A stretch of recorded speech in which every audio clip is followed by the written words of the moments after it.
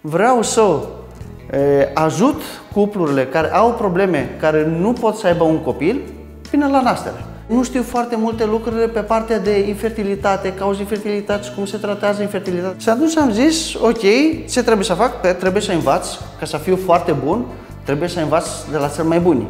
Care sunt cel mai buni medici în Europa pe partea asta? Și am găsit 3. Toți vor să facă supra-specializare la Dr. Pantos. Dânsul a fost mai dificil, nu avea timp. Mi-am dat seama că dânsul colaborează în Grecia cu Mețana. Acolo Mețana are o maternitate. Prin lanțul respectiv poate ajunge la dânsul. A fost un spital întreg care l-a așteptat pe Dr. Pantos. Toți așteptat pe Dr. Pantos. Și unul dintre ei am fost și eu. Mă simțeam un mic copil fața lui. A luat poziție de profesor în 5 minute. A văzut o dorință de-a mea de a învăța. A doua zi eu am fost prezent acolo, eram lipit de el. Îl vedeam că se enervea, adică la un moment dat, după câteva zile, a fost o fază foarte mișto. Zice, doctor Vitulcas, acum mă duc la baie, acolo mă duc singur.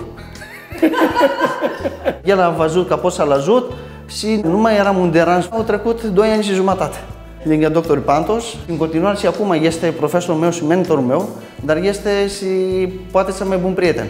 Eu m-am întors în România și am zis, ok, hai, acum trebuie să încep să lucrez. Ce am învățat acolo să pot să le aplic aici. Noi ca medici tot ce nu putem să controlăm, nu ne place.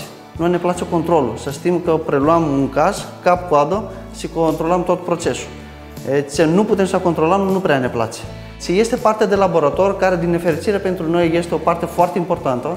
Eu pot să zic că mulți colegi mă ceartă că dau mai puțin importanță la noi, că 70-80% din tot procesul este laboratorul. Când vine un pacient la mine, prima întrebare care îmi pune este ce trebuie să fac încât să am șansă maximă ca să obțin o sarcină.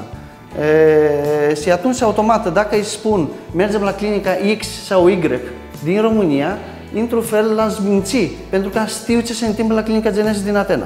O să fac naveta în Grecia, dar măcar știu că servicii pe care le oferim sunt maxime ce putem oferi. Dacă ai rezultate, automat oamenii vorbesc între ei.